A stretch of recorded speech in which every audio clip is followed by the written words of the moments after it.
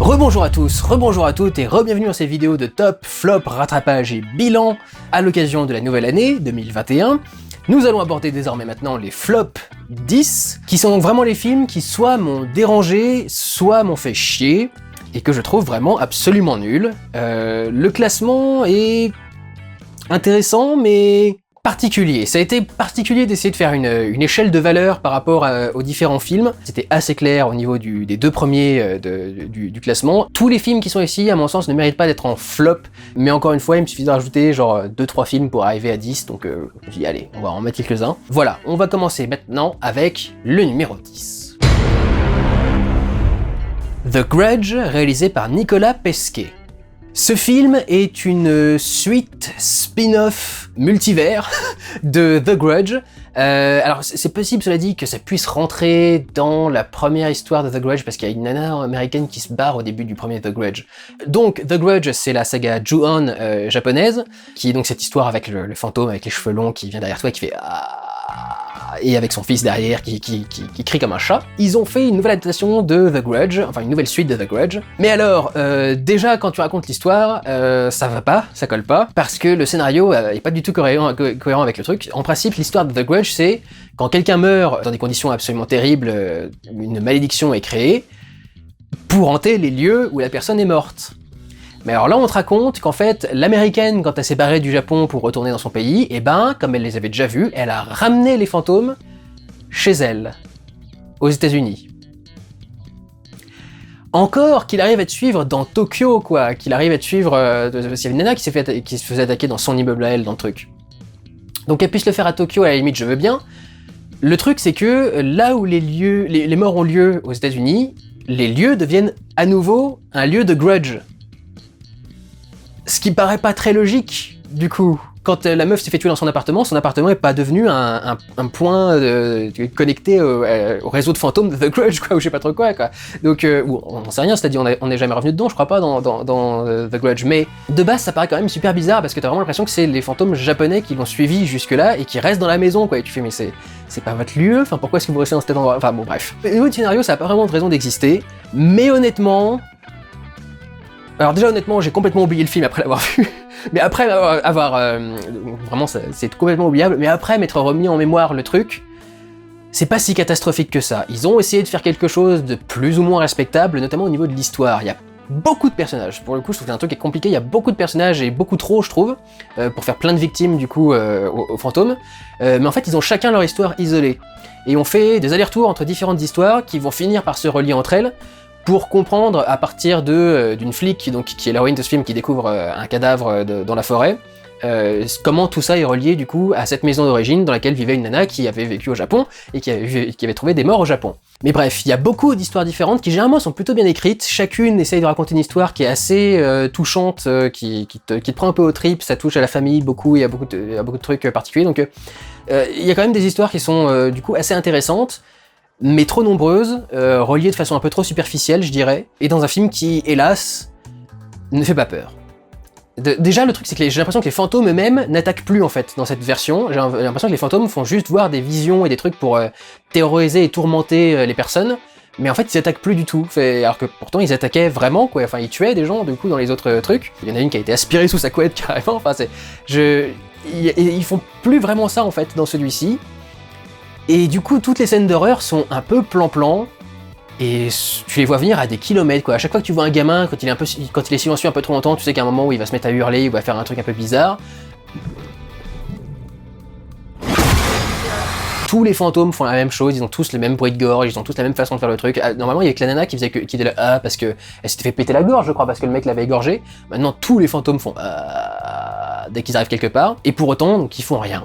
Je sais pas combien de scènes il y a dans ce film dans lesquelles la meuf se passe de l'eau sur le visage juste pour qu'on ait un plan sur un miroir et qu'on puisse avoir peut-être peur qu'il arrive quelque chose dans le miroir. Je sais même plus si c'est systématique, ça arrive à chaque fois qu'il y a un miroir ou pas, mais il y a au moins 3 ou 4 scènes de oh là là, je suis pas bien, je vais me passer de l'eau fraîche sur le visage et me regarder dans le miroir après.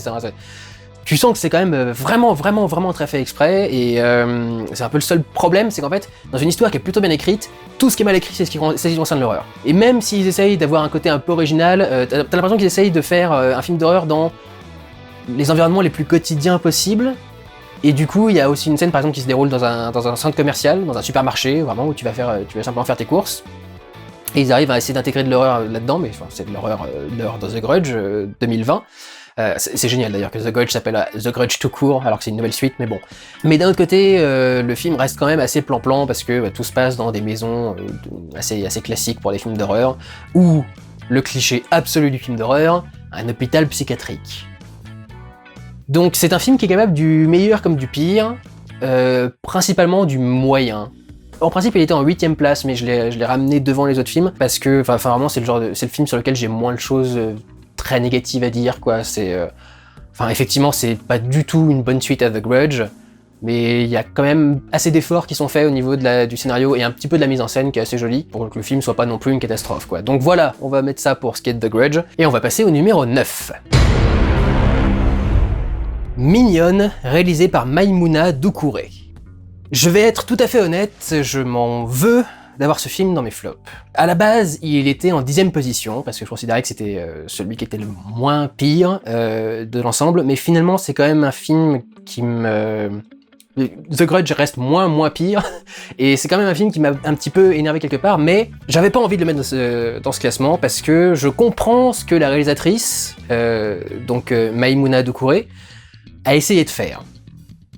Mais je trouve qu'elle l'a fait de façon très maladroite. L'histoire de Mignonne, c'est qu'une jeune fille de 11 ans, Amy, qui vient d'arriver en France avec sa mère, essaye de s'intégrer dans la société française en rejoignant un groupe de jeunes filles qui font des danses assez sexualisées, notamment le fameux booty shake, je crois que c'est comme ça que ça s'appelle, le truc où tu mets ton cul en arrière et puis t'arrêtes pas de le faire sauter comme ça. Je ne sais pas faire ça. Et pendant tout le film, du coup, cette jeune fille s'investit à fond et beaucoup trop dans ce petit groupe de danse. Elle décide de s'intégrer à un concours et elle voudrait le gagner avec cette danse très particulière. Et ça va du coup l'amener à faire certains excès qui sont des excès liés à la sexualisation des enfants. Donc, et c'est un peu le sujet du film. C'est un film qui essaye de dénoncer le rapport à la sexualisation qu'on laisse avoir à nos enfants qui, par exemple, font des mouvements de danse qui sont extrêmement sexualisés sans presque s'en rendre compte, ce qui peut poser un peu un malaise. Du coup, je comprends que quand on fait un gros plan sur le cul d'une gamine de 11 ans qui est en train de faire un booty shake, c'est pour ça en fait, c'est pour rendre extrêmement frappant le fait que ce qui pourrait n'être vu de loin, et si on voit le corps entier de la danseuse comme un simple geste de danse, est en fait, quand on fait le gros plan sur l'élément central de l'action, clairement un geste qui permet de sexualiser du coup le corps, et notamment le cul. Ici, d'enfants de 11 ans. Donc je comprends qu'on fait un gros plan pour mettre le doigt sur ce problème de sexualisation des enfants. Je comprends qu'on dénonce le fait qu'elle aille trop loin avec son investissement dans ce concours, ou avec les fringues et avec le maquillage.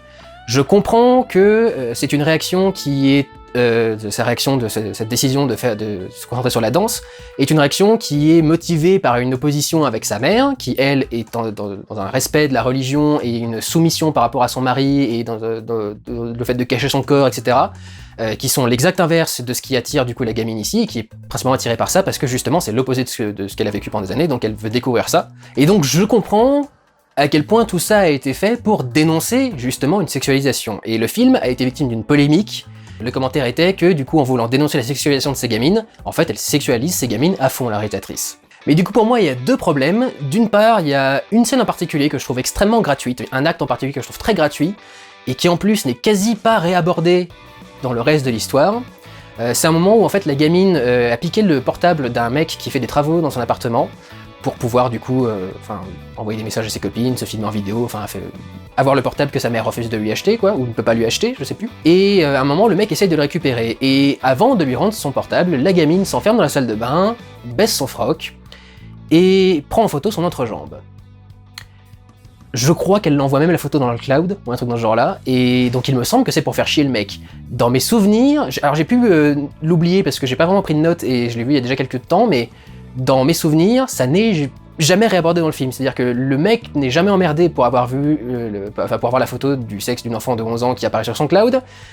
Et en même temps, il vient jamais gueuler, je crois, il me semble pas je crois même pas que la mère dise « Qu'est-ce que t'as fait avec le portable de machin ?» etc. Peut-être qu'ils le font, c'est peut-être un truc que j'ai oublié. Mais ce simple acte me paraît ultra exagéré. Il y a un fossé entre secouer son cul sans se rendre compte que c'est sexualisé, et baisser son pantalon et photographier sa chatte. Je pense qu'il y a un truc qui est bizarrement géré en fait dans ce passage, et pour ce qui est du reste du film, ça c'est vraiment un acte totalement isolé, mais je pense que pour ce qui est du reste du film, je pense que des gens qui sont choqués par un gros plan sur le cul d'une gamine qui fait un booty shake auraient de base été choqués de voir leur gamine faire un booty shake. En général. Et du coup, je vois pas l'intérêt des gros plans sur le cul des gamines quand elles font des booty shakes, qui me semble du coup particulièrement indécent, et aller beaucoup trop loin par rapport à ce que le film essaye de dénoncer. Elle a voulu prendre la décision de le dénoncer en le montrant tel quel, et juste en insistant un petit peu plus dessus. Et en fait, c'est à ce moment-là que du coup, ton message devient un petit peu foireux. C'est un peu une méthode à double tranchant en fait, de dénoncer juste en montrant, parce que du coup, pour beaucoup de gens, le simple fait que du coup tu montres fait que t'es toi-même à dénoncer en fait. Donc c'est un peu particulier à gérer, même si je comprends l'idée, et je refuse l'idée de censurer l'art. Il y a eu toute une polémique où les gens ont voulu que le film soit retiré de Netflix. C'est hors de question qu'on censure l'art, ça ne se fait pas. Mais il y a quand même quelques problèmes, à mon sens, qui sont inhérents au choix de mise en scène de la réalisatrice. Et t'as un peu l'impression que l'équivalent de ce film, par exemple sur la pédophilie, serait de faire un film où tu montres des enfants à poil et sexualisés pendant absolument tout le truc, voire même avoir des rapports sexuels. Et je trouve qu'il y a un choix qui est très très particulier dans les méthodes de réalisation. Et en même temps, le film entier est pas du tout un truc acheté, quoi. C'est pas du tout... ça me paraît pas racoleur. Le film essaie de raconter une histoire. Comme je vous l'ai dit, cette gamine qui essaye du coup de gérer son ancienne éducation et les libertés parfois un peu excessives que permettent du coup la société dans laquelle elle débarque. Mais il y a quand même quelque chose que je trouve extrêmement maladroit dans ce film, et c'est pour ça que je pouvais pas ne pas le mettre dans Stop, et en même temps que je me déteste de l'avoir mis dans Stop, parce que je sais qu'on va probablement mettre dans le même panier que les mecs qui ont fait des polémiques à la con sur Netflix en voulant que le film soit retiré, quoi. Donc ça m'ennuie un petit peu de l'avoir mis, mais... Oui, ce film m'a mis mal à l'aise, et j'ai trouvé que c'était injustifié. Il n'y avait pas de réel intérêt à créer un malaise aussi profond et grand, en filmant du coup de façon extrêmement insistante les parties les plus sexualisées du corps de ces gamines de 11 ans. Donc voilà, c'est un peu particulier, il est là sans être là, j'ai envie qu'il soit là et j'ai pas envie qu'il soit là, enfin c'est un peu spécial. Regardez-le et faites-vous votre avis, quoi. À la limite, mais je trouve que c'est un film très maladroit et qui, à mon avis, a un peu loupé la possibilité de dire quelque chose, en fait, je pense. Ou ce qu'il dit est un peu trop évident et il se rend pas compte qu'il va beaucoup trop loin pour dire quelque chose d'assez clair, quoi. Hein, je pense qu'on est à peu près tous d'accord pour éviter de sexualiser les enfants, quoi. À moins qu'on soit pédophile. D'un autre côté, peut-être qu'effectivement certaines familles n'arrivent pas à se rendre compte du côté sexualisé de ce genre de chorégraphie ou de ce genre de truc. Mais à mon sens, si quelqu'un a envie de regarder ce film, c'est parce qu'il est intéressé par le sujet, et ça m'étonnerait qu'il le regarde parce qu'il se dit que c'est génial d'avoir des enfants sexualisés. Enfin, je sais pas. Je suis très partagé, donc on va passer très vite à la suite. Voilà pour ce que je pensais du coup de Mignonne, et passons donc au numéro 8. Luciérnagas de Bani Khoshnoudi. Alors là aussi, j'ai un peu douté à le mettre dans le top, parce que je sais exactement pourquoi est-ce que ce film ne m'a pas plu. Il faut préciser que c'est un film qui est sorti il y a quasi 1 ou 2 ans, je crois, à l'origine. Je crois que c'est un film mexicain, c'est ça ? Je suis pas sûr. En tout cas, ça se déroule au Mexique.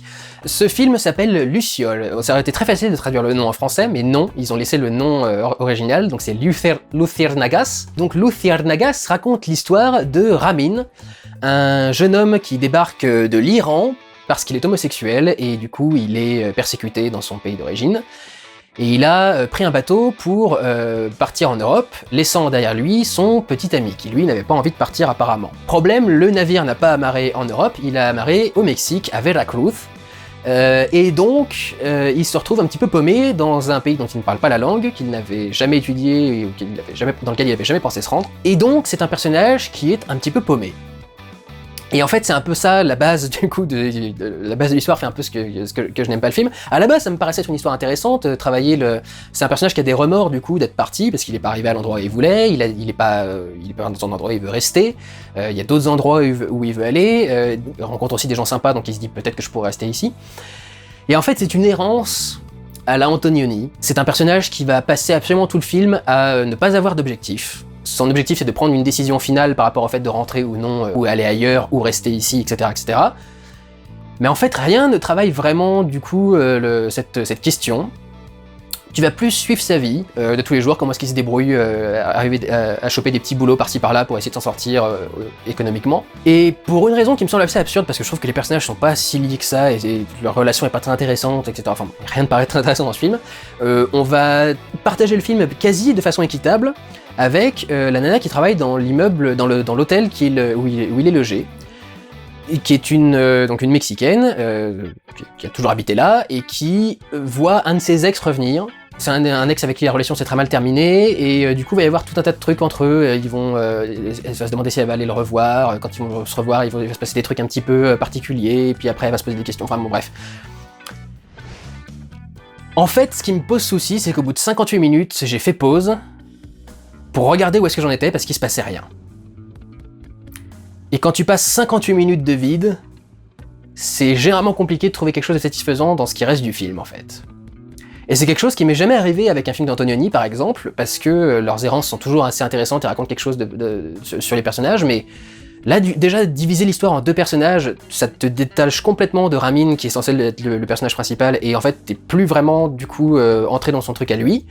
T'es plus en train de le voir faire sa vie, et de l'autre côté, tu vois l'autre Mexicaine qui est en train de faire son histoire de son côté à elle, et t'arrives presque plus à relier les deux trucs en même temps. Tout ce qui les relie, c'est que du coup, ils se parlent entre eux, et qu'ils s'apprennent à se parler, mais en fait, ils s'apprennent à se parler sans rien dire de très intéressant, du coup. Comme il y a cette frontière de la langue, justement, ils peuvent pas avoir des conversations très profondes, très intéressantes. Donc c'est un peu à base de qu'est-ce que tu fais aujourd'hui? Je sais pas, je vais sortir. Et toi, tu fais quoi? Moi, je vais peut-être revoir mon pote. Ah, d'accord, très bien. Je sais pas, j'aime tes cheveux pour essayer de faire un autre truc Ils essaient d'apprendre l'un la langue de l'autre. Elle essaie d'apprendre l'anglais et lui, il essaie d'apprendre l'espagnol. Et c'est vraiment le seul truc qui les lie. Mais ça dit jamais rien de très intéressant. L'histoire de la meuf, mais on s'en bat les couilles, mais d'une violence que vous pouvez même pas imaginer. Y a rien d'intéressant dans cette histoire. Je sais même pas quel est le point qu'ils essayent de faire. Et donc en fait, c'est ça mon problème, c'est que le film est au final extrêmement chiant. Les errances, c'est pas forcément chiant, les errances de personnages, ça peut être un choix de scénario d'avoir un personnage qui n'évolue pas, qui n'avance pas, qui a pas vraiment d'objectif, etc. Mais généralement, t'essayes de rendre ces pérégrinations intéressantes. Là, y a rien à tirer de ce film, c'était chiant comme la mort. C'est vraiment un film qui est terrible parce que au final, même quand il se passe quelque chose, en fait, il se passe rien. Et donc en fait, il y a rien qui se produit vraiment d'intéressant, il y a rien de vraiment marquant, il y a rien de vraiment déterminant, etc. À la fin du film, t'as vraiment ce truc, ça fait branlette artistique à la con, enfin ça résume bien le film. Il est en train de se promener sur un port, le Ramin, et il y a un gamin qui lui dit qui jetait une pièce dans la mer. Moi je vais sauter pour la rattraper, si j'arrive à l'attraper, elle est à moi, et du coup c'est comme ça qu'ils font de l'argent. Il la jette dans l'eau et le gamin plonge immédiatement pour la récupérer et remonte. Et la caméra s'arrête sur lui, quand il a vu que le gamin a remonté, que le gamin lui a dit merci, qu'il est parti, etc. Et le plan s'arrête sur lui, qui a le regard un peu perdu au loin. Et c'est évidemment du coup la comparaison entre lui, qui a passé tout le film à rien foutre, à pas être foutu de prendre une seule décision, et ce gamin, qui sait exactement ce dont il a besoin et ce qu'il veut, c'est-à-dire il a besoin d'argent pour survivre, et donc dès que la pièce est jetée, il saute sans aucune hésitation dans l'eau, et il remonte sans aucune hésitation, et puis il part avec sa pièce, bien content quoi. Donc c'est l'opposition entre ce personnage qui était indécis tout le film, et un personnage qui est ultra décidé. Ok, mais tout le film était chiant. Donc voilà, je me suis profondément ennuyé devant ce film et je ne le conseille à absolument personne. Ne regardez pas Luciérnagas. Passons maintenant au numéro 7. Tesla, réalisé par Michael Almereda. Alors c'est un film qui est sorti en direct to DVD, et honnêtement il le mérite, et en plus c'est un film qui a grosso modo les mêmes soucis que Luciole, dont je viens de parler juste avant, mais en plus lui il a quelques trucs qui sont un peu foireux au niveau de la mise en scène et de l'histoire, qui me paraissent ratés pour le coup. Par rapport à Luciole qui était juste inintéressant, là ça me paraît un peu raté. Ça m'avait intrigué parce qu'en fait j'ai vu cette image donc de Tesla. Tesla c'est un personnage historique qui est quand même assez fascinant, qui a été un peu en partie effacé de l'histoire justement, et puis les fiches avaient l'air extrêmement colorées, et ça avait l'air assez intéressant, et donc là c'est un film dans lequel Tesla, joué par Ethan Hawke, est en guerre contre Edison sur la question du courant continu ou du courant alternatif. Déjà, résumé comme ça paraît pas l'histoire la plus fascinante à regarder dans un film. Je pense que vous serez d'accord avec moi. Ça fait un enjeu qui est assez compliqué à gérer, parce qu'en fait, aujourd'hui encore, il existe les deux, les courants alternatifs et continus, qui ont chacun leurs avantages et leurs inconvénients. Et du coup, tu sais pas vraiment où va mener, l'intérêt de se concentrer sur cette guerre entre Tesla et Edison. Et c'est un peu le seul truc que va faire le film. On va avoir un tout petit peu de biographie en plus sur chacun des sur Tesla, pardon. Edison, on s'en fout complètement. Mais on va avoir un tout petit peu d'histoire en plus par rapport à Tesla, mais rien d'intéressant, rien de central à l'histoire, et rien qui montre à quel point ce mec était fascinant et un génie, quoi. Enfin, le nombre de trucs extraordinaires qu'il avait inventés. Bon, vite fait, on le voit faire ces trucs ces appareils pour collecter les lumières qu'il avait installés dans les campagnes, etc. Mais enfin, c'était les lumières, les éclairs, pardon, qu'il avait installés dans les campagnes. Mais c'est un peu le seul truc, et en fait, tout le reste est assez profondément chiant. Le film s'ouvre sur Tesla qui fait du patin à roulettes. Et j'ai envie de dire que c'est une bonne déclaration d'intention, parce que ça montre un peu le côté absurde et rien à branler de l'histoire du film. L'histoire ne démarre jamais vraiment, en fait. Tu comprends jamais vraiment quel va être... Quand l'enjeu principal arrive du courant alternatif ou du courant continu, t'as pas l'impression que ça va être l'enjeu principal du film, t'as l'impression que c'est juste une anecdote qu'on t'a sortie comme ça dans le truc. Et quand ça devient même quand ça devient l'enjeu, en fait, t'arrives même pas à sentir les victoires ou les échecs. Ça passe toujours complètement inaperçu, c'est toujours une réplique dans un dialogue pour dire ah bah j'ai perdu ou ah j'ai gagné, et il y a jamais plus de conséquences ou de problèmes, enfin... Tu ne sens jamais la progression dramatique de l'histoire, t'as l'impression que l'histoire ne démarre jamais en fait. Mais le côté absurde, il ressort pas mal parce qu'en fait, le film essaye de se donner un look extrêmement artsy, qui, à mon sens, se prend les pieds dans le tapis et ne marche pas du tout. C'est-à-dire que, par exemple, on va commencer à avoir une scène qui se déroule entre Tesla et Edison, où tout le monde est en train de bouffer de la glace. Et Tesla et Edison s'engueulent et commencent à se balancer leur glace à la gueule. Et à ce moment-là, il y a un arrêt sur image, et on a une narration qui commence, qui est faite par la femme de Tesla, qu'on voit à plusieurs reprises dans le film briser le 4e mur, et nous être présenté dans un décor qui ressemble à un décor de musée, genre un musée sur Tesla ou un truc dans ce genre-là, mais qui pourrait être juste un environnement, mais ça fait faux, je trouve il y a un truc de décor de musée. Et elle parle face caméra, en brisant le 4e mur, avec son petit ordinateur Apple, à faire des recherches sur Google. Pour faire différents points, par exemple te montrer que si tu cherches Edison, tu trouves plein de photos et plein de trucs, etc. Et si tu cherches Tesla, t'as la même photo qui revient en 10 exemplaires, etc. Enfin, pour te montrer certains écarts entre les deux, quoi. C'est d'un ridicule consommé, t'as vraiment l'impression de passer sur Arte, d'un seul coup, dans le film. Le côté artificiel, c'est juste ridicule, la nana raconte rien d'intéressant en plus, donc déjà, ce qui est raconté par le film lui-même est pas intéressant. Si en plus t'as une nana avec son Apple, qui est en train de son iMac, qui est en train de te raconter des conneries, des recherches Google en face caméra entre temps, enfin c'est...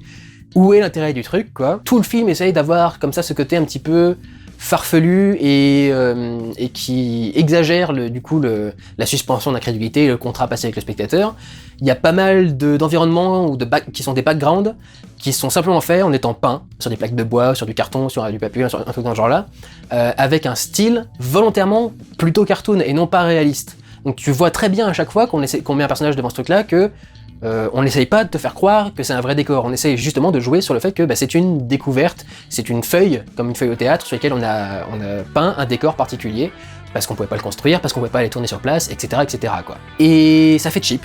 Ça fait juste cheap, je trouve que ça s'intègre jamais vraiment à l'histoire, ça marche jamais vraiment très bien, enfin il y a jamais de truc qui me paraît intéressant de faire avec ce truc de mise en scène. Il y a quelques travails sur des tonalités de couleurs très fortes et prononcées, comme l'affiche qui mélange, il y a du jaune, du rouge, du violet, du bleu, etc. Enfin il y a un côté presque le spectre de la lumière, et donc il y a certains décors qui vont jouer sur des nuances extrêmement rouges, ou au contraire des nuances extrêmement jaunes, etc. Et à chaque fois, ça fait moche, quoi, ça fait un peu téléfilm, ça fait un peu dégueulasse, ça fait pas esthétique, ça fait moche. Et notamment parce que beaucoup des décors font un peu carton-pâte, donc du coup, quand je dis le truc qui ressemble à un musée, c'est peut-être juste que c'est le décor du film tel qu'il est. Rien de tout ça ne fait très crédible, rien de tout ça n'est très intéressant, et rien de ce qui n'est raconté n'est intéressant, enfin vraiment... Et pourtant, le film essaye à fond de jouer sur le côté inventeur génial de Tesla, etc., sans vraiment montrer ce qu'il fait de si génial que ça. En gros, ce film n'arrive pas à faire ce que fait le Prestige en une scène, quoi, en une seule scène avec Tesla. Ils essayent de transcrire le fait qu'il soit autant en avance sur son temps, déjà avec ces trucs, ces brisages de 4e mur avec sa femme qui est sur son iMac ou son iBook en train de faire un truc, c'est une façon de montrer, regardez comme il est en avance sur son temps, mais leur principale façon de montrer qu'il est en avance sur son temps, c'est que il y a de la musique électro ou pop qui joue pendant absolument tout le film. Peut-être pas tout le film, mais il y a par exemple une scène de bal dans laquelle se rend Tesla, et c'est de l'électro à fond qui est en train d'être joué pendant la soirée, et tu vois très bien que ça colle pas du tout, évidemment, mais c'est fait exprès, mais ça colle vraiment pas, enfin, t'as pas l'impression qu'il y a un rythme intéressant qui soit fait travailler entre cette musique qui passe sur cette là et la chorégraphie que font les personnages, un peu dans ce genre-là.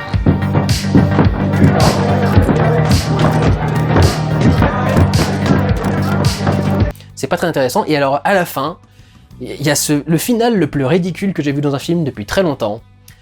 Nikola Tesla, donc joué par Ethan Hawke, sur une feuille donc, de décor un peu pourri, avec un micro posé sur un pied, qui fait du karaoké. Welcome to your life. Son histoire a rien raconté très intéressant, mais on est arrivé plus ou moins à bout de la guerre entre le courant alternatif et le courant continu. Et après ça, t'as une scène de karaoké qui te montre Tesla en train de faire du karaoké. Et je ne sais pas ce que ça veut dire, je ne sais pas à quoi ça sert dans l'histoire.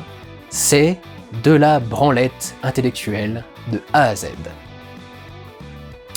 Et c'est moche, c'est cheap, etc. etc. Donc pour moi, c'est vraiment, ce film, c'est un des summums de ridicule que j'ai vu depuis très longtemps au cinéma. Donc voilà, je ne recommande Tesla à personne, ce sera une perte de temps absolue, et en parlant de temps, passons au numéro 6.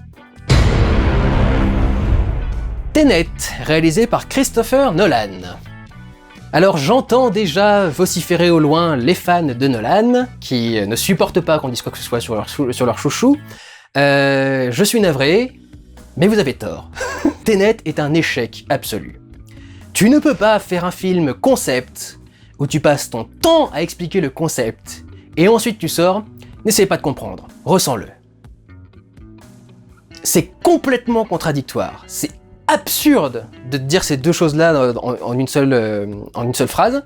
C'est absurde de faire un film concept où il faut qu'on t'explique plein de choses et où on rend toutes les explications incompréhensibles, soit par certaines phrases qui sont dites, soit en foutant un boucan pas possible au-dessus qui rend incompréhensible la plupart des phrases qui sont sorties, et encore, en diffusion à la maison, j'ai regardé une deuxième fois du coup après, ça passe un tout petit peu mieux, mais alors en salle, c'était impossible de comprendre les dialogues avec la musique au-dessus, avec ce volume. Tu ne peux pas essayer de faire un film concept et essayer d'expliquer ce concept sous du bruit et dans 20 environnements différents, pour qu'en plus la temporalité soit impossible à comprendre pour les personnages. Je ne comprends pas pourquoi la conversation démarre à un endroit et finit dans un autre, etc. etc. Et c'est un film qui fait exprès d'être compliqué à comprendre. Ce film est littéralement l'équivalent du mec qui se fout à poil devant son miroir, qui regarde ses muscles et qui limite se branle en même temps, vous voyez. C'est vraiment ça qu'a fait Nolan avec Tenet. Il s'est cru ultra puissant et ultra génial et impossible pour lui de faire une erreur. Et au final, il a fait que ça. Il a fait que des erreurs dans absolument tous les domaines. C'est aussi bien au niveau du montage, de la réalisation, tout ça, enfin c'est catastrophique. C'est un échec absolu, ce Tenet. Si tu veux pas qu'on se concentre sur les mécaniques et la logique de ton concept, donc le temps inversé, essaye de créer quelque chose d'intéressant à regarder à côté, quoi.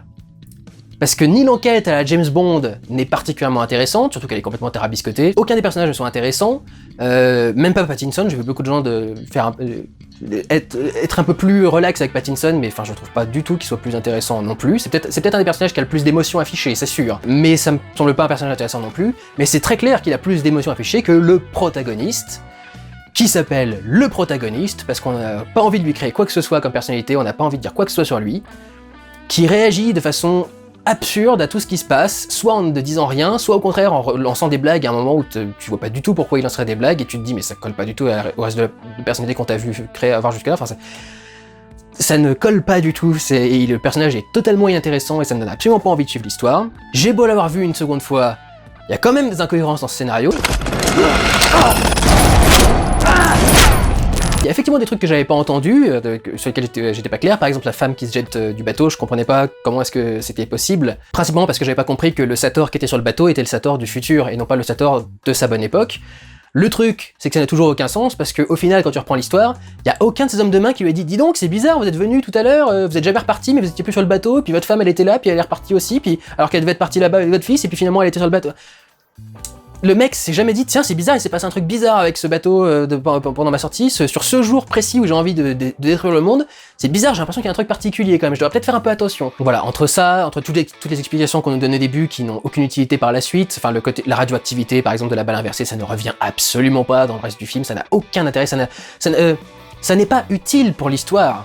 Et pourtant, on a quand même 10 minutes de scène sur ça, où on te parle de radioactivité, où on te montre le mec mettre un gant en particulier parce qu'il faut se protéger sur un truc, et tu sais même pas si c'est par rapport à la radioactivité ou par rapport au fait que l'objet lui-même soit inversé, parce qu'en plus, pendant tout le reste du film ensuite, les personnages vont toucher des objets inversés sans qu'il leur arrive quoi que ce soit.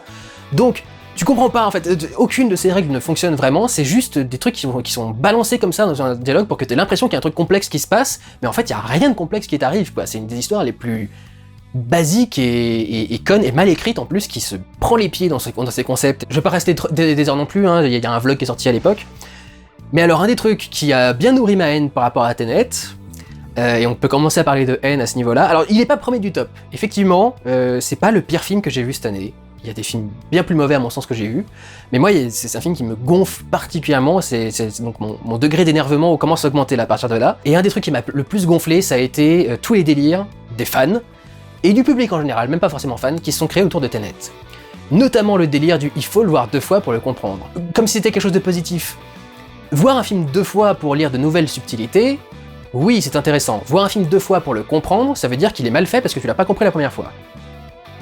En principe, un film, t'es pas censé pouvoir le comprendre dès le premier coup, même s'il a une histoire particulièrement complexe. T'es peut-être censé avoir quelques petites questions sur 2 ou 3 points, mais t'es pas censé avoir relevé des incohérences ou trouver qu'il y a des trucs qui fonctionnaient pas du tout, etc., etc. C'est ce délire du « ah là, on va quand même aller le voir une 2e fois parce que c'est important, il faut le voir une 2e fois, etc. » Non, il faut pas le voir une 2e fois, c'est pas normal, c'est pas logique, c'est pas nécessaire, et c'est pas une qualité du film, parce que ça a vraiment été présenté comme une qualité du film pendant des mois et des mois par tous les mecs qui essayaient désespérément de nous faire croire que ce film valait quelque chose. Ce n'est pas une qualité de devoir aller voir un film 2 fois, et il ne faut pas aller voir ce film une 2e fois. Bien sûr, ça peut exister dans d'autres circonstances, mais pour le cas précis de Tenet, non. C'est pas un film à voir 2 fois pour gérer les subtilités, etc. C'est un film qui est mal fait, et c'est pour ça que des fois on a envie de le voir 2 fois. Donc ce délire-là, le délire du « il faut voir le film 2 fois » m'a bien gonflé, mais alors pareil, le délire du carré Sator, oh là là, il y a des mots qui sont dans le film, qui sont dans un petit... putain de mots fléchés de Grèce antique ou je sais pas trop quoi, qu'on a retrouvé sur une pierre au fond d'une carrière quelque part. Qu'est-ce qu'on en a à branler? Ça ajoute quoi à la mise en scène? Ça ajoute quoi à la subtilité de l'histoire? Ça ajoute quoi au truc génial du voyage dans le temps? Qu'il y ait des mots qui soient des anagrammes les uns des autres et qui puissent se mélanger sur 5 ou 6 colonnes et lignes à la fois, quoi. C'est quoi le truc génial? Alors, il y a un truc, à la limite, et personne n'en a jamais parlé, c'est ça qui m'énerve, il y a des gens qui essayent de défendre le côté artistique du film en disant « ouais, mais il y a le carré Sator dedans, et du coup, etc. » Oui, mais ça a quoi d'artistique? Ce que ça a d'artistique, ce que ça peut avoir d'artistique, c'est ce qu'on appelle le système formel, quelque chose qui a été développé par Alfred Hitchcock, qui est derrière là, je sais pas si... Bon, non, il est là, il est ici, Hitchcock. On voit plus rien sur cette étagère. Hitchcock avait inventé un truc qui s'appelait le système formel, c'est-à-dire des films basés sur des formes géométriques. Par exemple, le film La Corde, qui est un film filmé entièrement en plan séquence, et qui tourne autour d'un assassinat avec une corde. Le fait que ce soit en plan séquence, c'est pour respecter la forme géométrique du trait. Le film est une ligne. Vertigo, c'est un film qui est basé sur la spirale, et c'est pour ça qu'il y a des spirales partout sur le truc, et c'est quelque chose qui, du coup, montre le côté vertige. Quand t'as le vertige, t'as le monde qui tourne, et donc autour de toi, et donc il y a un côté spirale. Psychose, comme c'est un film où au milieu on tue le personnage principal et où on a une dilution de la fonction sujet vers un 2e héros, même un 2e et un 3e héros, parce que c'est un couple après qui remplace l'héroïne d'origine, c'est basé sur le côté, les lignes qui se croisent, qui évoquent aussi le coup de couteau, et tout le générique est fait par des lignes qui se croisent, etc. Ça s'appelle le système formel. Et éventuellement, on pourrait dire que Tenet respecte le système formel en s'inspirant du carré Sator. Ce qui veut dire que Tenet est une adaptation de mots croisés.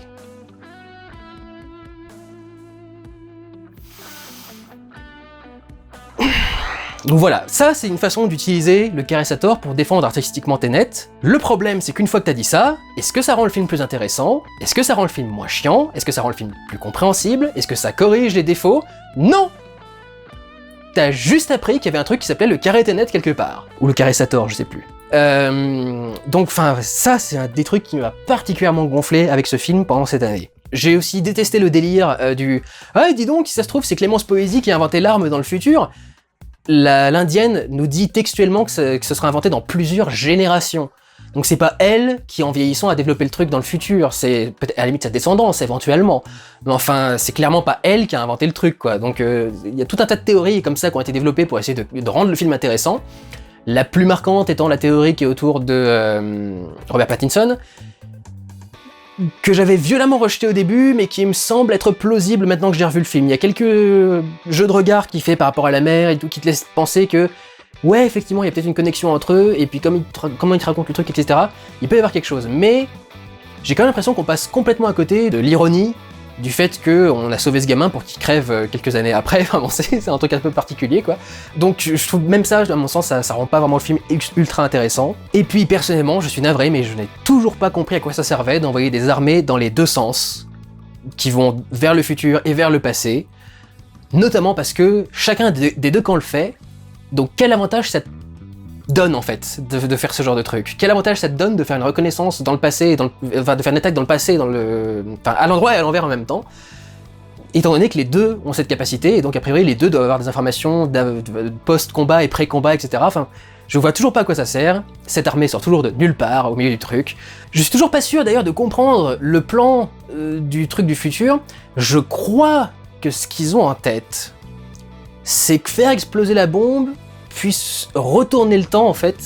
Il me semble que c'est ça le truc, hein. Le temps avance du coup dans la bonne direction, et en fait le futur veut retourner le temps et pense que le temps va pouvoir se retourner à partir du futur. C'est-à-dire qu'on va, comme on convertit les objets, on va convertir le futur lui-même et le faire lui partir à l'envers pour que, au lieu d'avancer vers l'avenir et vers un monde qui se détériore de plus en plus, ils avancent vers un monde qui s'améliore de plus en plus.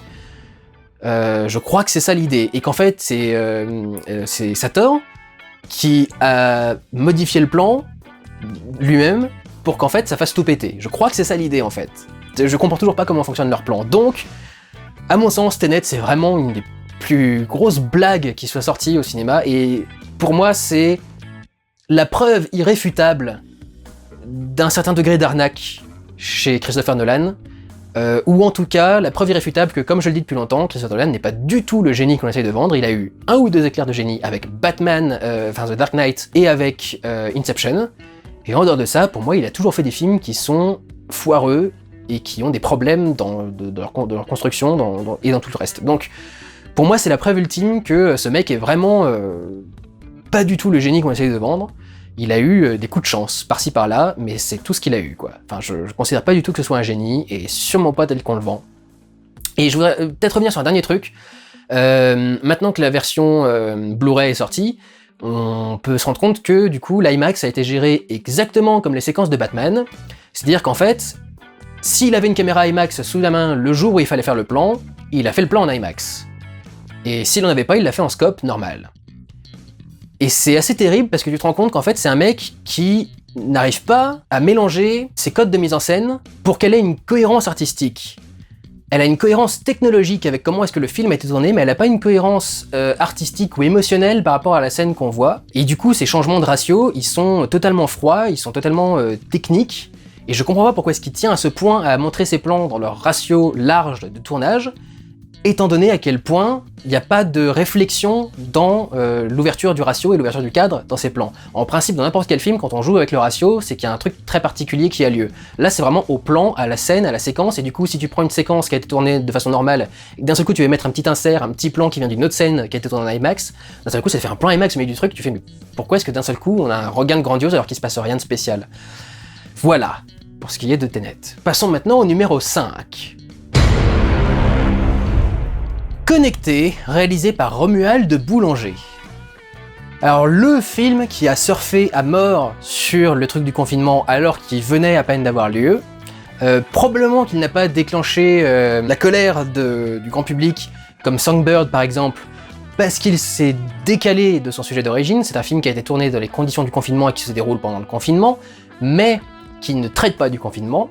L'histoire de Connecté, c'est qu'une bande de potes doit réaliser un apéro virtuel, et au moment de cet apéro virtuel, un cambrioleur tueur, ou en tout cas quelqu'un avec un flingue qui vient les menacer, s'introduit chez un des mecs et le prend en otage, et décide de foutre la merde en fait dans ce groupe de potes sur lequel il est extrêmement renseigné, pour les menacer dans le but qu'ils lui permettent d'obtenir certaines sommes d'argent qu'il pense être caché quelque part, ou qu'il espère trouver quelque part, ou qu'il espère qu'on lui donnera, etc., etc.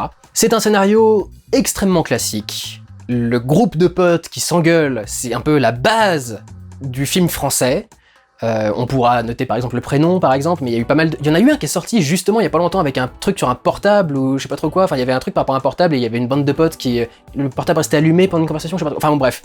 Il y avait un truc par rapport à ça quelconque, c'est un truc très français, on aime beaucoup ces histoires de groupes de potes qui s'engueulent et qui découvrent tous les petits secrets cachés, tous les petits coups de pute qui se sont faits les uns les autres, etc. Mais alors ici c'est plutôt chiant, la fin est totalement nulle, mais vraiment absolument nulle. Pour vous dire, le film raconte tellement rien que je comprends pas à quoi fait référence la dernière scène du film. Un des couples en tout cas qui a survécu la soirée se retrouve et discute du fait d'avoir enfin l'enfant qu'ils n'ont jamais fait et dont ils parlent depuis très longtemps. Et je n'ai absolument aucune idée d'où vient cet enjeu d'avoir des enfants, et pourquoi est-ce que c'est ça qui clôture le film, et pourquoi est-ce que c'est ce couple, et pourquoi est-ce que c'est ce machin, enfin je n'ai pas du tout compris d'où c'était sorti, mais je pense que, honnêtement, j'ai plus réfléchi au scénario que le mec qui l'a écrit, parce que c'est vraiment pas du tout intéressant comme scénario et comme écriture. À moins que j'ai décroché, peut-être qu'on a parlé d'un truc par rapport à au fait qu'ils n'arrivent pas à avoir d'enfants, un truc dans ce genre-là, il y a quelques temps, mais je crois pas, mais j'ai pu le louper, hein, cela dit. Le problème, c'est surtout que c'est un des films les plus mal joués que j'ai vus depuis des années. C'est évident qu'ils ont chacun, indépendamment de leur côté, joué leur scène devant leur téléphone. Je ne sais même pas s'ils avaient quelqu'un en face d'eux pour leur donner la réplique ou leur donner des directions, tellement ils ont l'air d'être en roue libre. Tu veux pas échanger ma vie avec la tienne? Attends que je réfléchisse, c'est vrai que c'est quand même assez tentant d'être toi, mais... Non. C'est vraiment terrible comme jeu, ils peuvent pas se répondre les uns aux autres en plus parce qu'ils s'entendent pas, mais vraiment ils répondent à rien et tu vois que les phrases se répondent mal et c'est terrible au niveau du jeu, d'acteur. Ce qui est surtout terrible, c'est quand on te dit, il y a un personnage qui fait « Oh là là, bravo, Oscar de la meilleure actrice !» juste après une des répliques les plus mal jouées de tout le film, quoi. Donc tu fais « Ah la vache, c'est compliqué, quoi. » Elle essaie de se faire embaucher là-bas, c'est dingue. J'arrive pas à le croire. Et l'Oscar de la meilleure actrice est attribué à Fatou Ndiaye. Bravo! Ouais! Mention spéciale étant faite au fameux tueur cambrioleur qui, alors pour revenir au scénario, qui a les dialogues les plus ridicules que j'ai vus depuis que j'en ai écrit étant adolescent pour faire moi un film sur un tueur.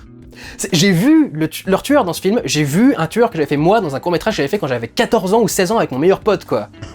Hein? C'est fou cette coïncidence de dingue! C'est fou cette coïncidence de dingue, non? Fatou! C'est écrit avec le cul et joué comme un prout. C'est une catastrophe. Il y a aucune réplique de crédible dans le truc du tueur qui se la joue beaucoup trop, qui essaye vraiment d'en faire des caisses, sans parler des acteurs qui servent vraiment à rien, qui même si quand il est là, s'ils peuvent jouer, comme Franck Dubosc qui vient pour un caméo de 2 minutes tout à la fin. En gros, c'est le pote qui avait oublié la soirée, qui se connecte quand tout est fini, quoi. Et c'est juste pour faire un petit caméo de Franck Dubosc à la fin. Je fais, oh mon dieu, quelle horreur. Déjà que le film a l'air d'être... ça réunit vraiment tous les acteurs bankable actuels. T'as François-Xavier de Maison, Stéphane de Groot, comment elle s'appelle, la rousse là, Audrey Fleurot, je crois que c'est ça. Enfin, je vais vérifier, mais je crois que c'est Audrey Fleurot. Donc c'est un peu une espèce de bande d'acteurs qui ont toujours du boulot actuellement. Et t'as l'impression avec Franck Dubosc qu'ils l'ont mis dans le truc parce que c'est la bande de potes et qu'on va te faire un caméo parce que t'es notre pote ou un truc dans ce genre là, quoi. Enfin, t'as vraiment cette impression là, le côté très copinage du truc. Du coup, le montage est là pour camoufler toutes les coupes et le fait que du coup les trucs n'aient pas été tournés en même temps, et ça se sent à mort parce qu'en fait le fonctionnement du logiciel de chat n'a rien de logique et ne ressemble absolument pas au logiciel de chat qu'on a nous. N'importe quel logiciel de chat t'affiche dans la plus grosse fenêtre le personnage qui parle, et là il y a des tas de moments où tu filmes des personnages qui sont en train de rien foutre, qui ne parlent pas, qui ne disent rien, qui font pas de bruit, mais ils sont juste là pour qu'on puisse faire un cut vers une autre prise qui est un peu plus intéressante d'un personnage qui est en train de parler, parce que on peut pas juste les lier comme ça, enfin les faire s'enchaîner à la suite, quoi. Donc tu vois vraiment le côté artificiel rendu par le montage, même si ça passe pas trop mal, hein, mais tu sens le côté artificiel rendu par le montage. Et puis alors évidemment quand t'as la lumière de téléfilm classique de n'importe quelle production française, ça tue tout, quoi. Donc voilà, pour un projet très clairement très opportuniste, les gens ont parlé de Songbird, mais celui-là il est sorti quand? Il est sorti le 12 novembre. Qu'il a été produit et tourné encore plus vite, quoi, que Songbird, et au moins Songbird essaye de faire quelque chose qui soit esthétique et qui ait un peu de gueule, quoi, qui est un peu au moins cinématographique et bien fait. Là c'est Unfriended, version française, quoi, avec un tueur qui sait pas jouer au milieu, enfin c'est une catastrophe. C'était clairement opportuniste et clairement ça n'a pas du tout été réfléchi, pas du tout été bien pensé, et ça n'a pas été travaillé. Donc c'est honteux. Voilà, c'est honteux. Passons au suivant, numéro 4. Peninsula, ou Dernier train pour Busan 2, réalisé par Sang Ho-yoon. Alors pour le coup, j'ai déjà fait un vlog, je vous encourage chaleureusement à aller le voir, parce qu'en plus il y a quelques extraits du film dedans. C'est simplement l'une des pires suites à un film de zombies qui ait jamais été faite, depuis Resident Evil 2 et les suites non officielles des films zombies de George Romero. C'est une trahison totale du ton original de Dernier train pour Busan, qui était vraiment axé sur l'angoisse, la peur, le stress, et sur la tragédie, les tragédies provoquées par cette invasion de zombies, qui avait effectivement par moments un côté un petit peu grand spectacle, un peu farfelu, mais qui quand même, grosso modo, restait sérieux, terre à terre et posé, quoi. Et t'as l'impression qu'en fait, ils ont fait cette suite, ils se sont dit, il faut qu'on essaie de pas se répéter, du coup on va faire l'exact inverse de tout. Donc on était en huis clos, enfermés dans un espace restreint avec le train, on va cette fois-ci être à ciel ouvert et on va pouvoir se déplacer comme on veut. On avait quelque chose d'extrêmement pathos et sentimental, et cette fois-ci on va rentrer dans un truc complètement débile et farfelu, même si on essaye aussi de faire un peu de pathos par moment, mais ça devient juste ridicule avec tout ce qui entoure le truc, quoi. Je ne me remettrai jamais de la scène avec le zombie qui fait une pirouette sur lui-même avant d'attaquer, le zombie ballerine, enfin c'est une catastrophe, ou le zombie hip-hop. C'est impossible de prendre ce film au sérieux et de prendre au sérieux ses enjeux avec ce côté cartoon, absolument impossible, d'autant que je maintiens que le scénario est absolument absurde. J'avais dit un truc et les gens ont essayé de me répondre ou de me corriger. Par rapport à la mère, j'avais dit que t'es une mère avec ton père gaga Alzheimer et tes 2 gamines, tu vas décider d'attaquer un camp de rebelles quelconques pour récupérer de l'argent, pour pouvoir te barrer du truc, quoi. Enfin, tu te mets en danger de façon évidente pour pas grand chose, quoi. C'est évident que ils sont beaucoup plus nombreux que vous et que vous allez être dans la merde si jamais vous y allez, quoi. Et les gens m'ont dit oui, mais ils ont besoin de cet argent pour aller sur le bateau. Ils ont besoin d'argent pour monter sur le bateau. Et comme on vient de l'expliquer avant, les gens ils se sont barrés de la Corée sans rien faire, sans faire attention à ce qu'ils laissaient derrière eux. Donc à mon avis, tu peux te faire les caisses de 36 000 magasins et tu peux même te faire certaines banques sans trop de problèmes et récupérer exactement la somme d'argent qu'il y avait dans les sacs qu'ils devaient ramener à la base aux mecs qui sont sur le bateau pour pouvoir rentrer dedans. Ou j'ai envie de vous dire, s'ils se sentent capables à 5, dont un grand-père gaga, d'aller attaquer un centre avec des survivants complètement enragés dedans, qu'est-ce qui les empêche d'aller attaquer le bateau pour pouvoir se barrer ensuite ? S'ils peuvent attaquer l'un, ils peuvent attaquer l'autre aussi, quoi. Donc, pour moi, ce scénario est absurde et débile de A à Z. Il n'y a aucune façon de rentrer dans ce film, quoi. Je comprends pas comment est-ce qu'on pourrait rentrer dedans. Une petite anecdote qui me fait marrer, je crois que le style des effets spéciaux que j'avais dénoncé avec les effets spéciaux qui ont l'air un peu accélérés avec une physique qui a pas l'air très bonne, c'est peut-être un style particulier propre au continent asiatique.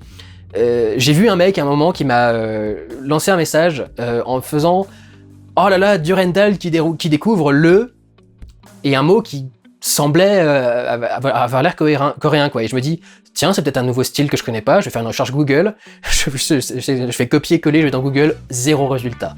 Rien. Le mec m'a cité un truc qui n'existait pas. J'ai essayé de mettre des espaces, j'ai essayé de mettre des machins, ça n'a jamais donné un mot qui fonctionnait. Et du coup, j'ai été voir le mec avec le lien Google en disant, je suis désolé, tu as peut-être mal écrit, mais je vois pas de quoi tu parles en fait, en me disant que je connais pas ça. Et au lieu de me répondre, le mec a supprimé son message. Donc ça m'a beaucoup fait marrer. Il y a peut-être un style, effectivement, qui fonctionne de cette façon-là. Ce n'était pas celui qui était adopté par le premier film. Donc peu importe même que ce film existe et puisse être, que ce style existe et puisse être légitime quelque part, en Corée au moins, c'était pas le même style que le premier film. Et quand tu changes à ce point un truc, c'est même plus la peine de faire la même licence. Tu te demandes pourquoi ils l'ont pas juste appelé Peninsula, en faisant que c'était une histoire de zombies qui se passait quelque part après une grosse attaque, quoi. C'est tellement éloigné de Dernier Train pour Busan, ça sert à rien de faire le lien, quoi. Quand c'est aussi différent, faut faire l'inverse. Au moins, t'as pas ça, quoi, parce que ça pourrait être appréciable à la limite si le film était juste comme ça, mais comme il vient d'une base qui à la base était vachement plus sérieuse et terre à terre, tu comprends pas pourquoi tirer de l'un vers l'autre, tellement ils ont rien en commun, quoi. Donc, voilà pour une de mes plus grosses déceptions, faites en vlog, en plus. Pour le reste, le trio de tête, rien n'a été fait en vlog, ça ne va être que des découvertes et des choses que j'ai vues pendant mon rattrapage. Donc, allons-y maintenant pour les 3 premières positions du flop des pires films sorti pendant la pire année 2020. Allons-y, numéro 3. Une sirène à Paris, réalisée par Mathias Malzieu. Ça m'a fait beaucoup rigoler d'ailleurs, parce que ça va définitivement déclarer la guerre entre moi et mon ancien directeur de stage, Nicolas Barry, dont j'ai déjà tapé sur le Spirou, qui est sorti il y a peu de temps, et maintenant je vais taper sur un film qu'il a coproduit. Je sais pas exactement quelle importance il y avait dans le truc, c'est vrai que ça me fait un peu penser par moments au genre d'histoire que lui pourrait raconter. Je savais que j'allais détester ce film. Je n'aurais pas dû le voir parce que je savais que je ne pourrais pas supporter ce trip de bobo, artsy, insupportable. Rien que quand j'ai vu la typographie qui était utilisée pour le titre du film, j'ai su que ça allait pas marcher entre lui et moi. Ce mélange de la sirène qui débarque dans la Seine, c'est-à-dire le truc le moins féerique et fantastique qui existe au monde, la Seine, et qui croise cette espèce de chanteur crooner imbouffable. Quand on a un film dans lequel il y a une chanson d'amour faite au ukulélé, c'est à peu près sûr que je vais pas la supporter, quoi. Et que je vais pas supporter le film et la chanson. J'ai eu exactement ce à quoi je m'attendais. Du trip artsy bobo insupportable qui se fait de la branlette sur absolument que dalle. le côté très axé sur les chansons. Je m'en ai même pas rendu compte, mais en fait, le réalisateur Mathias Malzieu, c'est celui qui a fait Jack et la mécanique du cœur, qui est un film d'animation qui est sorti il y a quelques temps déjà, que j'avais prévu dans mes stocks de films à regarder depuis des années, et je l'ai par hasard regardé cette année. Et j'ai passé le film en avance rapide parce que c'était insupportable. Cette collection de chanteurs français qui vient te faire de la comédie musicale horrible. Jack et la mécanique du cœur, j'ai vomi absolument toutes les chansons, quoi. À chaque fois qu'il y en avait une qui arrivait, j'avais le teint qui devenait vert et j'étais... Ah, c'est horrible, je supporte pas ça. J'ai beaucoup de mal avec le style de Olivia Ruiz, par exemple, déjà à la base. J'aime pas sa voix, j'aime pas sa façon de chanter, j'aime pas sa façon de parler, enfin bon, bref. Jack et la mécanique du cœur a été fait par lui, et tu en retrouves du coup des éléments dans Une sirène à Paris, puisqu'on a donc un personnage principal, le chanteur crooner, et il va y avoir des passages chantés, plus ou moins comédie musicale, mais c'est pas non plus ultra travaillé, quoi. C'est juste, t'as des chansons par-ci par-là, ils se mettent à chanter un moment. L'amour à mort, j'ai déjà donné. Il y a un dessin animé qu'elle regarde à un moment, elle regarde une version de La Petite Sirène, la sirène du film, et c'est fait avec le style de Jack et la mécanique du cœur, probablement les mêmes équipes ou un truc dans ce genre-là. Je suppose que c'est un mec qui est plus attiré par le côté animation, ou au minimum dessin, mais en live action c'est une catastrophe, son style, je trouve que ça passe pas du tout, ça fait carton-pâte, ça fait moche. Et puis surtout au niveau de l'histoire, je trouve qu'il y a pas mal de trucs à redire. Donc l'histoire, c'est que donc il y a un crooner chanteur qui découvre une sirène échouée sur les bords de la Seine lors d'une de ses crues. Alors ça, c'est beaucoup dit dans les résumés, mais dans le film, tu vois jamais qu'il y a une crue de la Seine en particulier. Enfin, tu vois que le niveau de la Seine est assez haut, mais tu vois pas que c'est une crue en particulier, quoi. T'as juste l'impression qu'il a pas mal plu. Et en fait, il arrive à lui survivre parce qu'en principe, toutes les personnes, enfin tous les hommes qui entendent la voix d'une sirène meurent d'une crise cardiaque. Leur cœur est brisé tellement ils tombent éperdument amoureux de cette voix et de cette sirène. Et le personnage principal arrive à résister parce que, son petit cœur, il a déjà été brisé. Est-ce qu'à tout hasard, ça vous ferait pas penser à un film ? Genre Jack et la mécanique du cœur par exemple, et donc il peut survivre, en tout cas pour une certaine période, à cette sirène, étant donné que son cœur est déjà en morceaux. Déjà rien que là j'ai envie de mettre 2 baffes au réalisateur et au mec qui a fait le script. Ce qui m'a particulièrement choqué, c'est qu'en fait cette histoire est pompée de partout.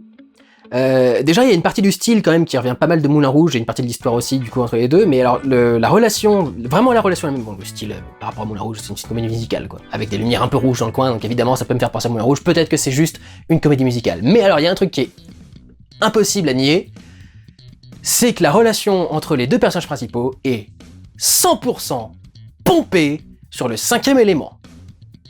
Ils ont exactement la même relation. La sirène, elle incarne exactement la même chose que Lilou. Déjà, elle s'appelle Lula, donc t'as le même style de nom, quoi. C'est Lilou Lula. Une jeune femme frêle et fragile, mais en même temps un peu forte, virginale, avec des cheveux d'une couleur particulière. Alors, ils ont pas mis des cheveux rouges, parce que ça copierait à la fois Lilou et la petite sirène. Ce qui ne se prive pas pour citer également, il y a une scène quand même où on apprend à la sirène à bouffer avec une fourchette. Tu te demandes d'où ça vient, mais ils l'ont faite avec les cheveux blancs. Pour qu'elle du coup elle ressemble pas ni à Lilou ni à Ariel, mais c'est quand même exactement le même personnage de base, et quand ils se rencontrent, ils ont un échange de mots ridicules, donc par exemple Big Badaboom dans le 5e élément, et ici ça devient Piano Piano Molo Molo. Si vous voulez chanter, piano piano. Boom, yeah, I understand boom. Piano, piano. Oui. Badaboom. Ou molo molo. Molo molo. Piano piano, molo molo. Piano piano, molo molo. Big. Yeah, big bada boom. Big. Bada big boom. Big. T'as le moment où il retrouve la nana donc qu'il aime bien après un traumatisme, donc dans le 5e élément c'est juste après que Lilou se soit battue contre Zorg et où elle est dans le conduit de ventilation, il faut qu'il aille la récupérer. Là c'est un peu pareil, il y a eu un incendie chez lui et il doit la retrouver, et il la retrouve à peu près dans les mêmes conditions que Lilou justement dans le 5e élément. Bref, à l'exception de la fin, c'est exactement la relation entre Corbin Dallas et Lilou, mais quand je dis ça, c'est vraiment les dialogues sont les mêmes, les enchaînements de répliques sont les mêmes, vous pouvez mettre les scènes côte à côte et vous aurez le même succession de répliques et exactement les mêmes styles de répliques quoi. Ça se voit qu'il a récupéré le script du 5e élément et qu'il a juste modifié certaines phrases et certains mots. C'est exactement la même chose. Et puis il y a tout le style du film qui m'a beaucoup déplu et que je trouve en fait assez dégueulasse. Donc je trouve que ça fait vraiment le truc de carton-pâte, cheap et moche et mal fait. Il y a des effets qui sont assez grossiers et que je trouve assez mal réussis. Il y a un moment où il y a Rossi de Palma, alors j'en parlerai vite fait, mais il y a Rossi de Palma qui est dans la salle de bain et qui est en train de raconter une histoire à la sirène. Et à un moment, elle dit une phrase qui est un petit peu mystique, et en fait, toute la lumière naturelle, enfin la lumière normale de la salle de bain se baisse, et il y a un projecteur qui vient d'un seul coup l'éclairer de dos, et qui fait un truc très théâtral, comme si elle était sur une scène avec un gros projecteur, et elle sort du coup sa grosse réplique, etc. Et je trouve que ça fait super moche, en fait. Tu vois là, que c'est une transition de lumière dégueulasse sur un plateau, qu'il y a un truc qui va pas, des plans qui sont très mal réfléchis et qui se mélangent pas du tout au montage. Il y a 2 plans sur une infirmière, il y a une infirmière qui au début du film perd son mari, parce qu'il a croisé la sirène. Très glauque et de façon un peu gratuite à mon sens, mais ça peut être le côté un peu conte de fées pour enfants qui ont des côtés très glauques. Et il y a un moment où cette nana-là prend une décision et ils montent en parallèle, c'est-à-dire qu'ils sont sur un plan, ils vont sur l'autre plan et puis ils vont revenir dessus, puis revenir dessus, etc. Et les deux vont avancer de façon un peu parallèle sur le même personnage, donc cette même infirmière. Et les 2 plans se mélangent pas du tout parce qu'il y en a un qui suit le personnage, qui le maintient bien au milieu du truc, et c'est monté en parallèle avec un travelling compensé. C'est le plan où on a l'impression que les distances s'écrasent ou au contraire s'étirent, parce qu'on a à la fois un mouvement de la caméra qui se rapproche et par exemple un dézoom, ou au contraire la caméra qui recule et qui zoome en même temps. Et donc du coup il y a certains éléments qui restent à la même place et tout le reste qui bouge autour. Et du coup ces 2 plans se mélangent pas du tout. Enfin il y a un plan qui est fondamentalement basé sur quelque chose où le personnage reste fixe dans le cadre et tout le reste bouge, et un plan qui bouge constamment pour réussir à traquer le personnage. Il y a un truc qui est dégueulasse au montage, c'est des plans qui sont mal réfléchis, c'est des plans qui ne se répondent pas, c'est des plans qui sont moches, et ça fait des montages qui sont catastrophiques. Enfin vraiment, j'ai rarement vu un truc aussi moche au niveau de la mise en scène, quoi. Et alors il y a un truc particulier par rapport à Rossi de Palma, déjà, ils ont dû croire qu'elle ne saurait pas retenir son texte, parce qu'elle s'appelle Rossi, et je vois pas pourquoi, et ça me paraît très feignant du coup. Surtout, il la met pas en valeur, la pauvre Rossi de Palma, qui déjà de base a un visage qui est pas particulièrement esthétique, sans être non plus hideuse, hein, mais c'est vrai qu'elle a un visage qui est un peu particulier, un pif qui est particulier, un menton, quoi, enfin une mâchoire qui est particulière aussi. Et cet abruti de réalisateur la filme constamment en gros plan et en focale courte, c'est-à-dire la focale qui déforme à fond ton visage et la valeur de cadre qui fait que tu vois que ça dans l'image. Et alors la pauvre Rossi de Palma, elle a des trucs où elle est vraiment dégueulasse, et j'arrive pas à savoir s'il fait exprès pour qu'elle ait un peu l'air moche ou repoussante, ou si c'est juste le style du film. J'ai l'impression que c'est fait exprès pour qu'elle soit un peu moche et repoussante, mais je comprends pas pourquoi. Enfin, elle a rien de spécial. Enfin, je comprends à peine ce que ce personnage vient foutre dans le truc. C'est la voisine casse-couille qui est toujours à la porte en train de regarder ce qui se passe, etc. Enfin, j'ai trouvé que c'était une catastrophe. Absolument de A à Z, je n'ai pas pu supporter la moindre seconde de ce film, j'ai pas pu rentrer dans le scénario à quelques moments que ce soit, parce que c'était toujours une horreur à supporter, quoi. Je trouvais ça horrible. Donc, je ne vous recommande certainement pas de regarder Une sirène à Paris. Suivant, numéro 2. Cagillionnaire, réalisé par Miranda July. Insupportable. C'était un calvaire de regarder ce film. C'est un petit peu la continuité de ce qu'on a vu avec Une sirène à Paris, ou avec Tesla par exemple. Le genre de film qui essaye à fond de se donner un genre, et qui pour ça va faire absolument n'importe quoi. Presque un petit côté vaudeville, tellement c'est un petit peu farfelu dans la façon de gérer le truc. Mais alors, raté. Le vaudeville raté, quoi. Ou la tentative d'originalité ratée, tu sens que le côté j'ai envie d'être un artiste et j'ai envie de faire une vision, machin, etc. C'est une bande de 3 arnaqueurs, dont 2 qui sont les parents et la fille, qui est jouée par Evan Rachel Wood, qui vivent d'arnaques et de petits deals, des pauvres un peu débrouillards, qui arnaquent à la sauvette, etc. Enfin voilà, peut-être un peu bohème, ou je sais pas trop quoi. Et en fait, ils rencontrent une 4e personne, une latino, qui va s'intégrer au groupe, et ça va créer des tensions parce que la fille se sent pas assez aimée, et a l'impression que, au contraire, la nana latino, elle est adorée par le couple et qu'elle est ultra importante pour eux, etc. Et donc elle se sent un petit peu jalouse. So what do your parents do, hon? Hon, you've never called me that. But you could if it was a job, though, right? Et en même temps, elle est très attirée par cette nana-là. Ces 3 personnes, pour trouver un endroit où vivre alors qu'ils n'ont pas de moyens, se sont arrangés avec une entreprise de produits chimiques quelconque pour avoir un local qui est à côté de l'usine. Et en fait, je sais pas comment ils se débrouillent, mais il y a une fuite quelque part avec un des produits toxiques, ou un des produits chimiques quelconques. Et donc, régulièrement, il y a toute la famille qui est en train avec des grands trucs de carton, je sais pas trop quoi, qui sont en train d'éponger les murs pour retirer la mousse. Tu sais même pas à quoi ça sert, parce que tu dis si la mousse est en train de découler sur le truc, enfin clairement le mur va être marqué de partout, donc pourquoi tu te fais chier à retirer le truc pendant que ça tombe, attends que ça tombe et puis sors-le quoi, et puis même c'est de la mousse, ça va partir en morceaux, en petites bulles, enfin c'est juste pour créer des images comme ça un petit peu, oh vous avez vu le mur est mousse. Il y a la fille qui, alors ils ont une astuce, ils vont au bureau de poste et ils ont trouvé une porte sur laquelle ils ont une clé qui leur permet du coup de récupérer des colis qui sont, ou des paquets, des enveloppes qui sont en attente, et donc récupérer l'argent qui peut être dedans au cas où s'il peut y avoir un truc quoi, ou revendre un objet intéressant qui est dedans, ou je sais pas trop quoi. Et à chaque fois qu'ils veulent rentrer dans le truc, ils doivent passer devant une caméra de sécurité, et la meuf fait une espèce de chorégraphie absurde, qui pourrait peut-être passer dans un cartoon ou un truc dans ce genre là, quoi, mais qui là fait tellement absurde et tellement ridicule, parce que tous les gestes qu'elle fait ne la mettent jamais hors du champ de vision de la caméra en fait. Totalement ridicule de A à Z. T'as des trucs du style, à un moment, ses parents croient qu'elle est enceinte, et pour savoir si elle est enceinte, son père la renifle. Are you pregnant? No. How would that have even happened?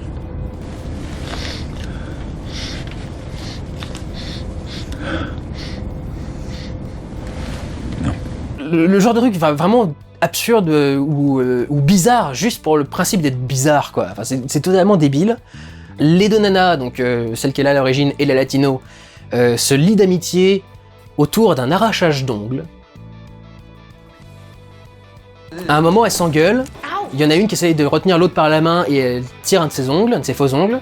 Et l'autre elle fait « Ah merde, d'arracher de mes faux ongles » et puis l'autre elle récupère sa main et elle commence à tous les décoller un par un et je sais pas, moi j'aurais été la meuf, j'aurais dit « Mais putain, arrête connasse !» Et en fait, non, elle se rassoit et puis elle est tranquille et puis ils vont continuer à discuter et tout et tu fais... Bah... Je comprends pas pourquoi est-ce que l'arrachage d'ongles est d'un seul coup le lien absolu entre ces deux personnages, qu'est-ce que ça représente. Il y a toute une séquence où les deux nanas sont enfermées dans un endroit et se croient mortes et le film affiche des étoiles, part dans l'univers et commence à se promener dans l'univers. Elles étaient dans un lieu entièrement noir et d'un seul coup il y a des étoiles qui apparaissent et puis la caméra bouge au milieu parce que les deux personnages ont l'impression d'être morts. Pour une raison totalement absurde. Franchement, jamais quiconque pourrait croire qu'il vient de mourir à ce moment-là. Et évidemment, quand elles se rendent compte qu'elles sont pas mortes, la réaction est tout aussi absurde et farfelue et débile, etc. Et il semble complètement ne pas avoir de sens. Et j'ai envie de dire que ce qui couronne un peu ce gâteau de merde avec un petit peu de chantilly, c'est que l'actrice principale, donc Evan Rachel Wood, joue son rôle comme si c'était un mec, mais sans aucune raison. Le personnage n'est pas censé être un mec, n'est pas censé se donner un style particulier, ou en tout cas peut-être, mais le film est tellement absurde que tu sais pas si ce qu'elle porte c'est juste ridicule ou si c'est un style un peu particulier. Mais le truc qui te vend ça, c'est que pendant tout le film, elle te parle avec une voix super grave. Enfin, super grave. Non, justement, c'est raté, évidemment. Vous savez, les meufs qui essaient de faire une voix grave et qui au final fait une voix qui est limite ado en début d'adolescence ou un truc dans ce genre-là. Elle parle avec une voix grave comme ça pour essayer de se la... They're my parents. In what sense? We split everything 3 ways. We have since I was little. I don't want to do it that way this time. Et pendant la moitié du film, je me suis dit, mais c'est un mec? Est-ce que elle a pris une nana pour jouer un mec? Et en fait, au bout d'un moment, non, je me suis rendu compte que non, c'est censé être une nana. C'est juste qu'elle la joue comme un mec. Et genre, elle se la joue vraiment... elle essaye de jouer l'ado, quoi. C'est-à-dire que la nana qui bouge un peu comme ça, qui sait pas comment faire des trucs, et puis qui est toujours en train de faire des rebonds. Vous savez, le mec qui essaye de faire l'ado, qui roule des mécaniques, mais qui sait pas encore comment rouler des mécaniques. Et du coup, je comprends pas quel est le but de tout ça. En fait, je comprends pas comment tout ça se mélange, je comprends pas quel est l'intérêt. C'est juste insupportable, à mon sens. C'est juste insupportable de la voir faire son délire comme ça, donc... plus jamais je ne revois ce truc. Plus jamais je ne revois ce film. Et honnêtement, ça a été laborieux de ne pas faire avance rapide à certains moments. Ce qui est, pour le coup, arrivé avec le film suivant. Donc, pour Cagillionnaire, vous avez compris, c'est non. Et maintenant, nous allons passer à mon pire film de l'année, numéro 1. Light of My Life, réalisé par Casey Affleck. Mon chouchou. Casey Affleck, depuis Manchester by the Sea, qui était aussi un de mes pires films de l'année quand il était sorti. Jusque-là, c'était juste parce que son jeu d'acteur était pourri, mais maintenant, c'est aussi un réalisateur pourri. Il a réalisé un film qui s'appelle donc Light of My Life, le principe étant que il est le père de la dernière petite fille de l'humanité. Les femmes ont toutes disparu, apparemment à cause d'une maladie, je crois, ou un truc dans ce genre-là. Mais tu comprends pas d'où ça vient, enfin, tu t'as vu qu'il y a eu des manifestations et des échauffourées pendant la période pré-catastrophe. mais t'arrives pas à voir où est-ce que ça s'est lié au fait que les femmes disparaissent au fur et à mesure. Mais donc les femmes ont à peu près disparu, celles qui étaient déjà là, elles sont parquées dans des camps par-ci par-là avec des mecs qui en profitent, et la seule jeune fille qui existe, l'une des dernières à être née, puisque comme il n'y a plus de femmes, il n'y a plus beaucoup de bébés qui naissent, c'est la fille donc de ce personnage-là, qui doit donc traverser le pays avec son enfant, tout en essayant de la protéger et de faire leur petite vie, sachant que plus elle grandit, et plus elle va commencer à ressembler à une fille, et donc plus elle va être en danger. Pour l'instant, il la déguise en mec, mais elle va bientôt avoir sa puberté, et donc ça va commencer à être compliqué, et donc c'est comment ce père essaye d'élever sa fille à résister à ce monde qui l'entoure. Non seulement je trouve ce film chiant, mais je trouve qu'il y a un côté provoque ultime dans ce film, et dans le fait d'aborder ce sujet, et ses points de morale et d'éthique, etc., de la part de Casey Affleck, qui donc, pour ceux qui ne le savent pas, a été accusé d'harcèlement sexuel, à tort ou à raison, j'en sais rien. Il y a un côté quand même particulier à ce que Casey Affleck doive protéger sa fille d'un monde où tous les mecs deviennent absolument fous quand ils entendent qu'il y a un vagin dans le coin, et l'agressent. Et t'as l'impression que, en essayant d'en foutre dans la gueule de ses détracteurs, il essaye en fait d'en foutre un peu dans la gueule de tout le monde, parce que, notamment avec ce film, il y a la notion du genre qui est vachement travaillée, puisque du coup c'est une nana, mais il la déguise en mec, et la question c'est que y a un truc qui ressemble à une nana, il y a un truc qui ressemble à un mec, elle va ressembler plus à une fille qu'à un mec d'ici quelques temps. T'as un travail de la genrisation qui est particulier et qui essaye en gros de dire que c'est très bien d'avoir la genrisation qu'on a eue pendant des années. Alors pour le coup, moi j'ai pas d'avis particulier sur la théorie du genre, mais il y a quand même quelque chose de très particulier dans le fait que ce soit ce mec-là qui fasse ce genre de commentaires-là. Il y a tout un tas de discours sur la morale et l'éthique et la différence entre les deux, et sur tout un tas de choses qu'il faudrait faire en société, etc., etc. Bref, tu sens que le mec a eu envie un petit peu de faire de donner une leçon un peu à tout le monde, quoi. J'ai un peu l'impression. Et je trouve que la leçon part un peu en couille parce que le film est catastrophique, il est chiant. C'est insupportable, c'est long, il se passe pas grand chose. Il y a quelques moments où il se passe des trucs qui sont un peu plus dynamiques et importants, mais grosso modo, c'est relativement chiant, je dirais. Et c'est pour ça que ce film se retrouve en première partie, enfin en première place du top. Je n'ai même pas pu le regarder totalement en entier, il y a des passages où j'ai dû faire avance rapide. Alors, pas pendant tout le film, mais notamment sur l'intro, qui est imbouffable. L'intro du film, c'est Casey Affleck qui raconte une histoire à sa fille, qu'il essaie d'inventer au fur et à mesure qu'il la raconte. Ça dure 10 putains de minutes. 10 putains de minutes à voir un mec essayer de trouver en impro une histoire à raconter à sa fille, c'est insupportable. L'histoire est nulle et chiante et tu t'en fous complètement. Éventuellement, même si c'était un parallèle avec l'histoire du film lui-même, parce qu'il y a un petit peu de ça, lui dans son histoire c'est le mec qui est au centre du truc, et à la fin du film, elle lui raconte l'histoire, et finalement c'est la fille qui a tout réglé. Donc il y a sûrement un petit commentaire là-dessus, mais 10 putains de minutes à te montrer un mec et là il se passe et machin, et bon, moi devant un vlog quoi, mais je veux dire c'est un film là, on est en train d'essayer de te faire rentrer dans un truc, etc., et cette scène prend 10 fois trop de temps pour que dalle. 5 fois trop on va dire, ça devrait faire 2 minutes comme scène, mais c'est déjà rien qu'à ce niveau-là, j'ai compris que le film allait être imbitable. Et grosso modo tout le film est ultra prévisible, hein, c'est un film de relation père-fille assez classique, on sait tous qu'on va avoir la scène où va y avoir l'éducation sexuelle alors que le père est pas à l'aise, ou un truc dans ce genre-là, enfin c'est chacun qui apprend de l'autre, et puis la conclusion finale c'est un peu la plus évidente quand tu parles de la relation parent-enfant en général. Donc du coup ça raconte vraiment rien de si intéressant, ça le raconte de façon en plus assez imbouffable parce que il y a des flashbacks qui sont placés par-ci par-là pour montrer ce qui s'est passé avant, qui, je vous le dis, à mon sens, n'apportent rien. Tu sais qu'il y a eu des gens qui sont battus dans les rues et des mouvements de manifestation, tu sais pas pourquoi, tu sais pas comment est-ce qu'on est arrivé à ce qu'il n'y ait plus que des femmes, etc., etc. Donc ça sert pas à grand-chose, et c'est incrusté un peu au petit bonheur la chance dans l'histoire. Tu sais pas exactement pourquoi est-ce qu'on a décidé à ce moment-là de te montrer ce flashback à cet endroit-là, pourquoi est-ce qu'on a décidé de te raconter ce moment, d'en développer un peu plus à tel moment, etc. Le montage me semble un peu absurde et un peu hasardeux. Le seul truc qui sauve le film, c'est que les plans sont plutôt jolis. Il y a un travail d'une certaine désaturation, il y a un travail de la profondeur de champ où presque tout est net constamment dans l'image. Donc il y a un côté assez chirurgical dans l'image et du coup dans le portrait du monde qui est fait. Et donc une photo assez froide en général, un peu grise, etc. Mais même ça, c'est pas un truc ouf. Ça me rappelle bien évidemment, le premier truc que ça évoque, c'est la route, The Road, qui était un peu pareil. C'était un film où j'avais pas trop compris pourquoi est-ce que ça avait marché à ce point-là, mais au moins j'avais pas de gros reproches à faire au film et je trouvais qu'il avait dit des trucs un peu pertinents. Là, franchement, pour Light of My Life, ça me paraît prétentieux, vaniteux, mal motivé, et totalement chiant, et totalement vide et con, et enfin bref.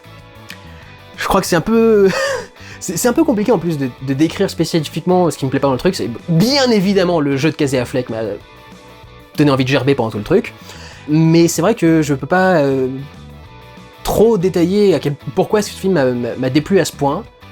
Il y a peut-être un peu le truc de politique quoi, par rapport à son message à lui, ce côté un peu j'ai décidé de tous vous emmerder, de vous faire la leçon et de vous montrer comment devait être le monde, etc. etc. Mais en tout cas, j'ai vraiment détesté le truc. Je déteste le projet, je déteste l'envie, je déteste ce que le film représente. J'ai eu horreur de ce film. Donc voilà, pour ce qui me concerne, le pire film de l'année, c'était Light of My Life. Et voilà qui conclut mes flops de 2020. J'espère que c'est pas trop long tout ça. Les tops et les flops ont mis chacun 2 heures à enregistrer, respectivement 2 heures chacun. Donc je sais pas ce qui en est sorti du coup au montage. Bien que cette année ait pas été très chargée en films, j'avais quand même pas mal de choses à dire sur les films qui sont finalement dans mon classement. J'espère que ça vous aura plu et que ça vous aura intéressé. Je vous encourage à nouveau à m'envoyer vos flops du coup pour cette vidéo-là dans les commentaires. Et je vous retrouverai donc maintenant pour la vidéo des rattrapages de l'année 2020 donc, et ensuite pour ceux qui resteront jusqu'au bout avec les vidéos sur le bilan et à venir en 2021. Prenez soin de vous, regardez ou allez voir des films. Ciao!